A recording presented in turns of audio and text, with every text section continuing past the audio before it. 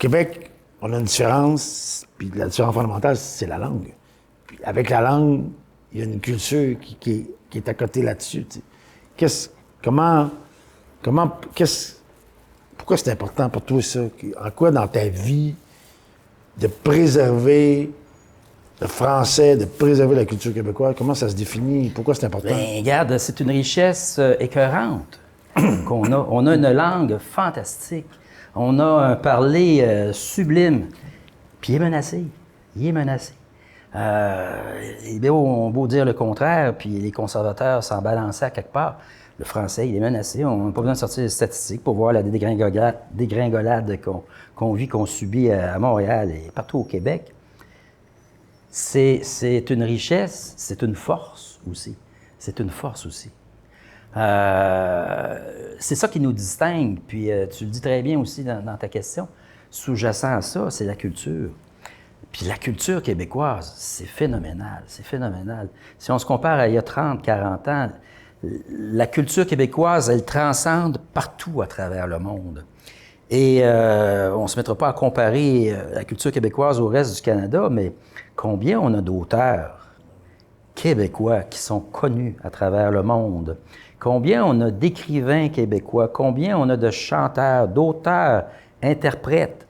Puis, tu sais, des fois, si on faisait le calcul, ça serait du 1 pour 5 au Québec. 1 au Canada pour 5 au Québec.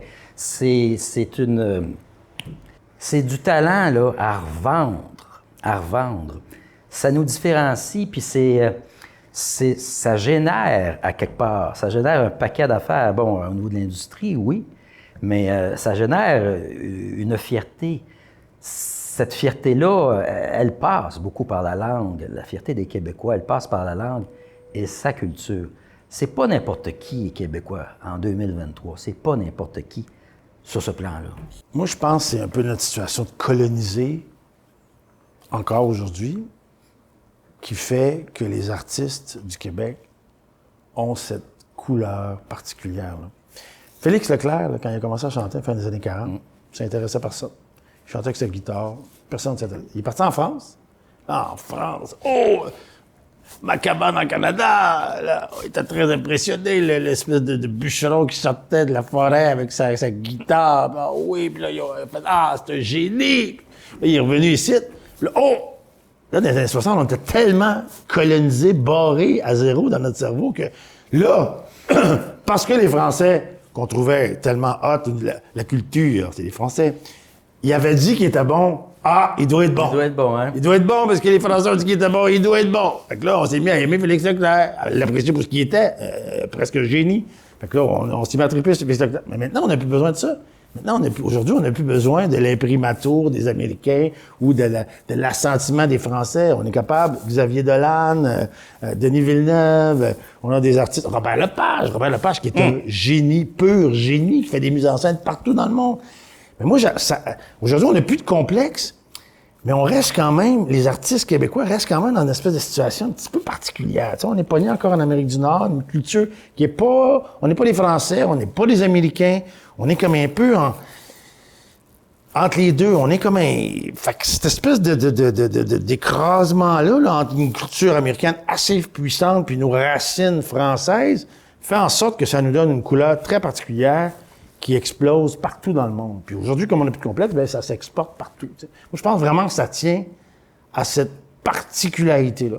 Puis ça, ben écoute, c'est peu de dire qu'il faut sauvegarder ça, qu'il faut cultiver ça, qu'il faut, tu sais. On a per capita probablement le plus de génie artistique que n'importe quel autre pays dans le monde, tu sais. Fait que, tu sais, moi, je veux dire, je suis tellement fier de ma gang. Tu sais, moi, je viens de ce milieu-là, tu sais, les artistes, bon, puis... Tu sais, c'est tellement important dans ma vie, la musique, le cinéma québécois, le théâtre québécois. Tu sais, Wajdi Mouawad qui fait des spectacles partout dans le monde. Il est au Festival d'Avignon. Moi, j'ai une chum qui joue là en tournée un spectacle à la montée avec Wajdi. Elle joue en Turquie, elle va au Liban, elle fait des tournées dans toute la francophonie des pays d'Afrique du Nord. Tu sais, c'est comme... les gens, ils en mangent, tu sais. Wajdi Mouawad, en plus, c'est un gars qui est très particulier parce que lui, c'est ça, il est libanais d'origine, il est arrivé ici quand il était jeune. Puis lui, il est québécois fondamentalement, mais avec toutes ces couleurs. Puis ça, c'est ce qui fait la richesse du Québec aussi. Tu sais, cette espèce de... Les gens qui arrivent ici, qui voient le Québec, les saisons, les couleurs, l'hiver. Au début, pour certains, c'est un choc. Puis là, ils mélangent ça avec leurs couleurs à eux. Puis là, ils adoptent le français. Puis cette façon particulière d'être francophone qu'on a au Québec. Puis là, ils font exploser le Québec. Tu sais, c'est tellement... Avec tout ce monde-là que je veux faire un pays, moi, c'est tellement avec toute cette richesse-là que je veux mettre de l'avant, que je veux préserver, qui est menacée, parce que là, tous les indicateurs sont au rouge. Cette affaire-là là, est en train de disparaître, si on ne fait pas un pays. Cette affaire-là, cette richesse particulière-là, cette façon particulière d'être francophone qu'on a ici au Québec, que si on ne fait pas d'indépendance, c'est terminé. Fait que, il faut se battre pour ça. Tu ferais un bon comédien.